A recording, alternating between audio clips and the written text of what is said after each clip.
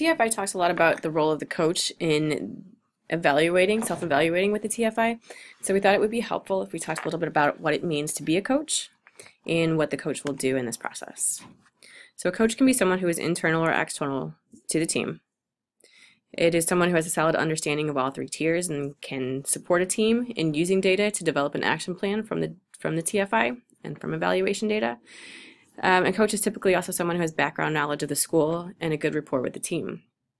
So Dr. Horner at the 2015 PBIS Illinois Leadership Forum really stressed that a coach is someone with deep knowledge of the content. So whether or not they are internal or external, that's not the important discriminator. So it can be someone within your team.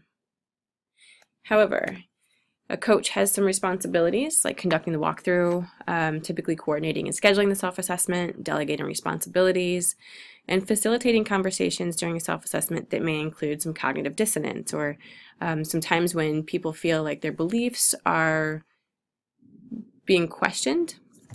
And so it's going to be important to create a safe to say environment in which that cognitive dissonance is kept at a healthy rate in which it can promote change and it doesn't get too out of hand. And so if you would like support with any of these pieces, please feel free to contact your district PBIS facilitator. They will be happy to help you with these. Next, we'll look at some of the items specific to the subscales. And first, we'll look at the Tier 1 subscale, looking at your universal features. You'll notice that each item in the TFI, if you look at the TFI manual, will look very similar to this. So you'll see a grid. And in the first column, you'll have the feature, name, and description. And the second one will be some possible data sources and documentation that will help support you as you rate this item.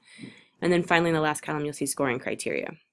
Every item on the TFI will be scored a 0, a 1, or a 2, not implemented partially or fully implemented. However, what it means to be a 0, 1, or 2 is going to differ by each item, and so you'll see descriptors. Each tier, as we talked about, has a prep piece, and that prep piece for Tier 1 is the walkthrough. If you've conducted the set or been a part of a set evaluation within your school, this process is going to look very familiar.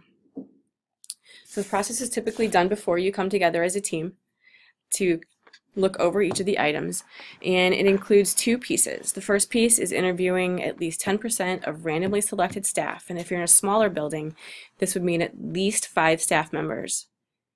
You're going to notice that interview questions are going to be straight from the set. So really, what are your school-wide expectations?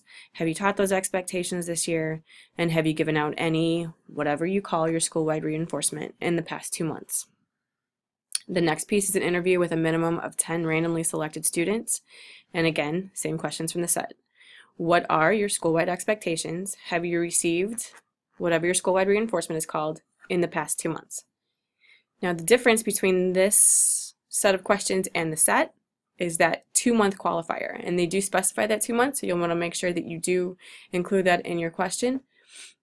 But again, that 2 months is pretty generous. So typically this is completed by an internal or external coach, but we have had teams who've done it in pairs to kind of knock it out a little bit quicker, and that's fine, however you want to get this rolling. But if you do want some additional support, again, you can contact your PBIS facilitator.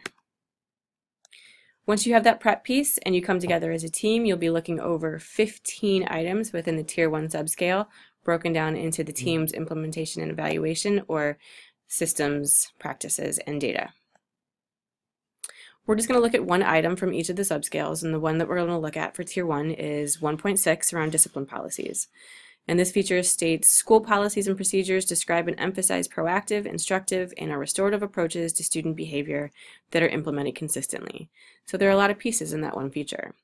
Some data sources that might support your conversation would include your discipline handbook, a student or parent handbook, an informal administrator interview, and if you have your administrator sitting at the table for this item review, you have your informal administrator interview right there. So a school that would rate themselves at a 0 would notice documents that contain only reactive and punitive consequences. A school that would rate themselves at a 1 would see documentation that includes and emphasizes proactive approaches. And a school that would rate themselves at a 2 would see documentation that includes and emphasizes proactive approaches, and the administrator would report consistent use. Keyword that you're going to notice quite often in these items is going to be documents or documentation. So we really are looking for documented written products that show that this is a policy within our building. We're going to encourage you to possibly ask some stretch questions around particular items, not necessarily every item, but particular items where you might want to see more forward movement. And we've offered a few stretch question examples for 1.6. So some of those might be, what have you seen in the discipline policies and code of conduct that would really provide evidence of that emphasis and proactivity? How is this communicated to students or translated in our student handbook? And then finally, what data are we using to determine consistent use? You'll notice that data wasn't necessarily a piece of product that was recommended for that consistent use other than administrator interview, but it might be something that your school would be interested in looking into. Next, we'll look over the Tier 2 or targeted subscale. And the prep piece for this is the Targeted Interventions Reference Guide Map. It is a very familiar looking matrix. However, this is not the school-wide expectation matrix. On the left-hand column, you'll notice that there are key features of Tier 2 interventions listed. Across the top, you are going to list any Tier 2 academic, behavioral, social intervention that you have within your building, and then you will go down the line and evaluate them according to whether or not they meet that key feature. Here's an example of what a completed one might look like. And so you'll notice that this school rated their social skills club as yes, having access to adult attention, and yes, having access to peer attention, but not to having an option for avoiding aversive social peer and adult attention. It's not important that every Tier 2 intervention meet every single one of these key features. However, you might want to look to make sure that the Tier 2 features that you do offer in some way address each of the targeted intervention key features, so that these key features are at least addressed in one intervention. And finally, when you have that piece completed, you can bring it back to the table and have conversations over 13 different Tier 2 items, again in the data systems and practices. The item that we'll review is 2.3 around screening, and this feature states Tier 2 teams use decision rules and multiple sources of data like office referrals, academic progress, screening tools, etc. to identify students who require Tier 2 supports. So you might have multiple data sources used, like your office referrals, your data for attendance, your academic performance data. You might also have your intervention guidelines that show how a student gets into an intervention. You might have team meeting minutes that show using different sources of data. And so a school that rates himself at a 0 would have no specific rules for identifying students who qualify for Tier 2 supports. A school who rates themselves at a 1 would see data decision rules established, but not consistently followed or used with only one data source. And finally, a school that rates themselves at a 2 would have a written policy that exists that uses multiple data sources and ensures that families are notified when a student enters Tier 2 supports. Just a few stretch questions for 2.3. How are families notified of students entering Tier 2 supports, and how are families involved in the decision-making process? How is their voice heard when their students need to enter a Tier 2 intervention? And finally, how do you utilize your screening data for program development as well as make decisions around individual student needs? The final subscale is the Tier 3 subscale around intensive individualized supports, and the prep piece for this is the Tier 3 support plan worksheet. You'll want to have 3 separate individualized plans, or up to 3 individualized plans for this review, and each of those plans, up to 3, will be reviewed and rated on each of the items that you see listed here. Your overall rating after you've reviewed up to 3 plans will be your score for that item. And so if you have 0 plans, that's totally fine. Each of your scores will be an overall score for 0 for this support plan worksheet. And that's absolutely okay. If you have 1 plan, whatever each item is rated at will be that overall score for that item. And if you have more than 1 plan, you're going to look to see, are all plans rated at a 0? If so, that overall TFI score in the far right will be a 0. Are all plans rated at a 2? If so, then that TFI score overall will be a 2.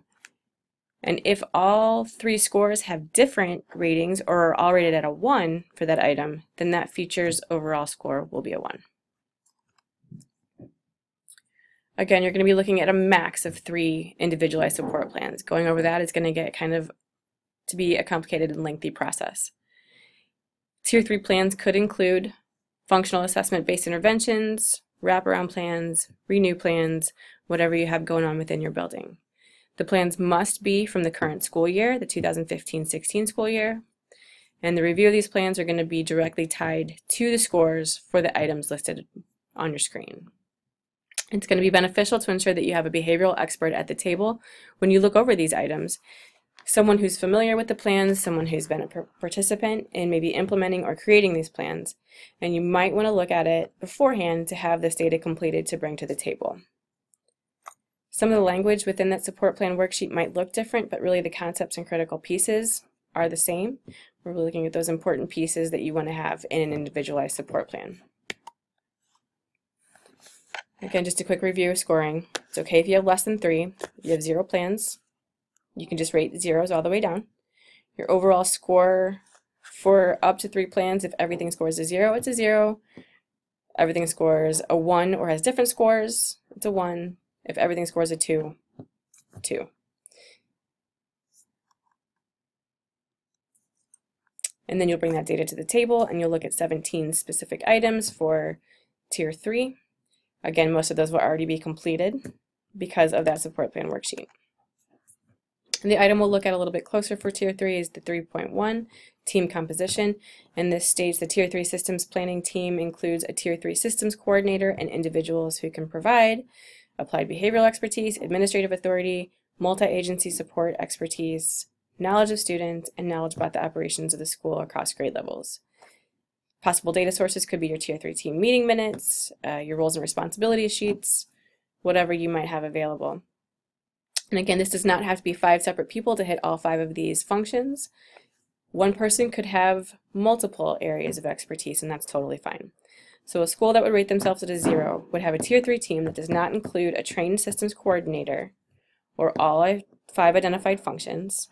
A school that would rate themselves at a 1 is a Tier 3 team who has some but not all 5 functions, and some but not all members have relevant training or attend at least 80% of meetings.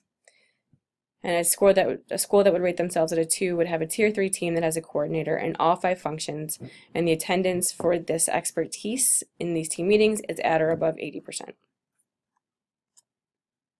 Some possible stretch questions for this item include, are families considered part of your students' Tier 3 teams? How do we utilize our community and agency connections to help plan for our students with these intensive needs? And to what degree do your students participate in their Tier 3 teams?